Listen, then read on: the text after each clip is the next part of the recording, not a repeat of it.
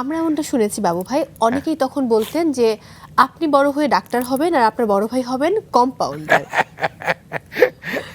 এই এই কথা কোত্থেকে শোনা হলো? ওই যে শুনে ফেললাম, একটু না আপনার মুখ এইটা থেকে আবার জানতে না চাই। না না এটা আমার যে স্যারের কাছে পড়তাম হ্যাঁ। আর কি, প্রাইভেট পড়তাম। তো সেই স্যারের ধারণা ছিল যে আমি ভালো ছাত্র এবং আমার বড় ভাই অত ভালো ছাত্র না আর কি। আচ্ছা। বা সে অত মনোযোগী না আর হ্যাঁ, কি। হ্যাঁ। ভালো ছাত্র না বললে বলি যে অত মনোযোগী না, হ্যাঁ। তো সে কারণে বকা দিয়ে বলতো আর কি, বড় ভাইকে বকা দিত যে ও হবে ডাক্তার আর তুই হবি তার কম্পাউন্ডার। পরে বড় ভাই আসলে কি হয়েছিল? বড় ভাই ব্যাংকার হয়েছেন। ও তিনি ব্যাংকার, কিন্তু আপনি অভিনেতা হয়ে গেছেন। আমিও ব্যাংকার হতে হতে অভিনেতা হয়েছে। না, ব্যাংকারও হয়েছেন। আমি ব্যাংকার হই নাই আসলে। হ্যাঁ, হ্যাঁ।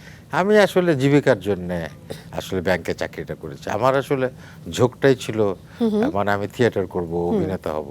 আসলে এখন তো আপনি সবকিছু, আপনি কোন চরিত্র করেননি আমাকে বলুন।